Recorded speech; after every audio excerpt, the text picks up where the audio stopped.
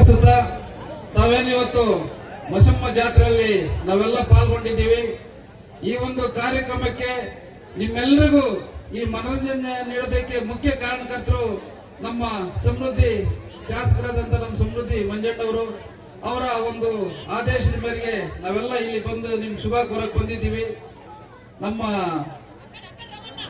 ನಮ್ಮ ಒಂದು ಆರ್ಕೆಸ್ಟ್ರಾ ತಂಡದವ್ರು ಗೊತ್ತಿಲ್ಲ, ಇಲ್ದಿದ್ರೆ ಅವರು ಬರೀ ನಮ್ಮ ಬಾಯ್ಸ್ ಡ್ಯಾನ್ಸರ್ಸ್ ಇಲ್ಲೇ ಸೆಲೆಕ್ಟ್ ಮಾಡ್ಕೊಂಡು ಅಲ್ಲಿಂದ ತರ್ತಾ ಇರಲಿಲ್ಲ, ಇಲ್ಲೇ ಕರ್ಕೊಂಡ್ಬಿಡ್ತಾ ಇದ್ರು.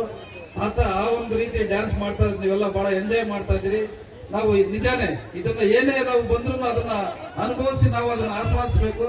ಈ ಒಂದು ಸಮಾರಂಭದಲ್ಲಿ ಉಪಸ್ಥಿತಕ್ಕಂಥ ನಮ್ಮ ಈ ಭಾಗದ ಮುಖಂಡರಾಗಿರ್ತಕ್ಕಂಥ NR ಸತ್ಯಣ್ಣವರು ಮತ್ತು ಗೊಲ್ಲಳ್ಳಿ ಜಗದೀಶ್ ಅವರು, ನಮ್ಮ ನರಸಿಂಹ ರೆಡ್ಡಿ ಅವರು, ಈ ಗ್ರಾಮ ಪಂಚಾಯತಿ ಮಾಜಿ ಅಧ್ಯಕ್ಷರಾದಂಥ ನಮ್ಮ ಸುದರ್ಶನ್ ಗೌಡರು, ಹರೀಶ್ ಅವರು, ನಮ್ಮ ಸಹಕಾರಿ ಯೂನಿಯನ್ ನಿರ್ದೇಶಕರಾದಂಥ ಲಕ್ಷ್ಮಣವರು, ಎಲ್ಲ ಮುಖಂಡರು, ಈ ಗ್ರಾಮದ ಮುಖಂಡರು.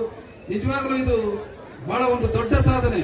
ಪ್ರತಿ ವರ್ಷ ನೀವೆಲ್ಲ ಇಷ್ಟೊಂದು ಅದ್ದೂರಿಯಾಗಿ ಒಂದು ವರ್ಷ ತಪ್ಪದೆ ಈ ಒಂದು ಕಾರ್ಯಕ್ರಮ ನಡೆಸ್ಕೊಂಡ್ ಬರ್ತಕ್ಕಂಥದ್ದು ಬಹಳ ದೊಡ್ಡ ಸಾಧನೆ. ಇದನ್ನ ತಾವು ಮುಂದುವರ್ಸ್ಕೊಂಡ್ ಬರ್ತಾ ಇದ್ರಿ. ಇದರಲ್ಲಿ ಯಾವುದೇ ರಾಜಕೀಯ ಬರೆಸದೆ ಈ ಗ್ರಾಮಗಳಲ್ಲಿ ನಮ್ಮ ಏನು ಹಿಂದಿನ ಕಾಲದಲ್ಲಿತ್ತು ಆ ಗತ ವೈಭವವನ್ನು ನೀವು ಹಂಗೆ ಮುಂದುವರ್ಸ್ಕೊಂಡು ಹೋಗ್ತಾ ಇದ್ರಿ. ಆ ಮಶಮ್ಮ ತಾಯಿ ನಮ್ಮೆಲ್ಲರಿಗೂ ಒಳ್ಳೆ ಮಳೆ ಬೆಳೆ ಕೊಟ್ಟು ಆಶೀರ್ವಾದ ಮಾಡಲಿ ಅಂತೇಳಿ ಬೇಡ್ತಾ, ಏನು ನೀವೆಲ್ಲರೂ ಈ ಒಂದು ಭಾಗಕ್ಕೆ ಶಾಸಕರಾಗಿ ನಮ್ಮ ಸಮೃದ್ಧಿ ಮಂಜಣ್ಣವನ್ನು ಆಯ್ಕೆ ಮಾಡಿಕೊಟ್ರಿ. ನಿಮ್ಗೆ ಗೊತ್ತಾಗಿದೆ ಪ್ರತಿ ಕಾರ್ಯಕ್ರಮ ಯಾವ ರೀತಿ ಬದಲಾವಣೆ ಆಗಿದೆ ಅಂತಕ್ಕಂಥದ್ದು ನಿಮ್ಮೆಲ್ಲರಿಗೂ ಗೊತ್ತಾಗಿದೆ. ಯಾವತ್ತು ಯುವ ನಾಯಕರ ಕೈಗೆ ನಾವು ಆಡಳಿತವನ್ನು ಕೊಟ್ರೆ ಏನು ನಿರೀಕ್ಷೆ ಮಾಡ್ಬೋದು ಅನ್ನೋದಕ್ಕೆ ನಮ್ಮ ಶಾಸಕರು ಒಂದು ನಿದರ್ಶನ. ಇವತ್ತು ಒಂದು ಕನ್ನಡ ರಾಜ್ಯೋತ್ಸವ ಆಗ್ಬೋದು, ಒಂದು ಸ್ವಾತಂತ್ರ್ಯ ದಿನಾಚರಣೆ ಆಗ್ಬೋದು, ಗಣರಾಜ್ಯೋತ್ಸವ ಆಗ್ಬೋದು, ಯಾವುದೇ ಒಂದು ಕಾರ್ಯಕ್ರಮ, ಅದೇ ರೀತಿ ನಮ್ಮ ಹಲವಾರು ಮಹನೀಯರ ಕಾರ್ಯಕ್ರಮ ಆಗ್ಬೋದು, ವಿಭಿನ್ನ ರೀತಿಯಲ್ಲಿ ಅವರು ಇವತ್ತು ಆಚರಣೆ ಮಾಡ್ಕೊಂಡು ಬಂದು ನಮ್ಮ ತಾಲೂಕಿಗೆ ಒಂದು ಕೀರ್ತಿಯನ್ನು ತಂದು ಕೊಟ್ಟಿದ್ದಾರೆ.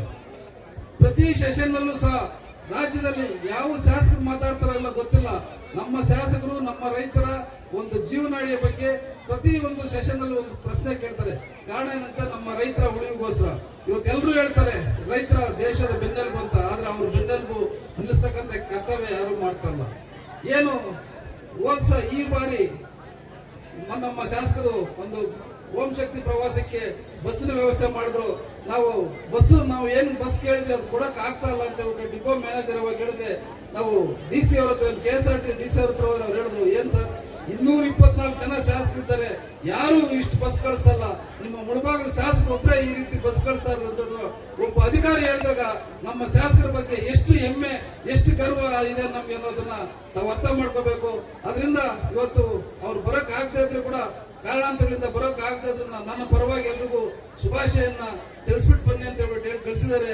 ಪರೋಕ್ಷವಾಗಿ ನಿಮ್ಮೆಲ್ಲರಿಗೂ ಅಂತ ಅವರಿಗೆ ನಾವು ಧನ್ಯವಾದಗಳು ತಿಳಿಸ್ತಾ, ನನಗೂ ಈ ಮಾತಾಡೋಕೆ ಅವಕಾಶ ಕೊಟ್ಟಿದ್ದಕ್ಕೆ ಎಲ್ರಿಗೂ ಒಂದು ನನ್ನ ಮಾತು ಮುಗಿಸ್ತಾ ಇದ್ದೀನಿ. ಜೈ ಹಿಂದ್, ಜೈ ಕರ್ನಾಟಕ.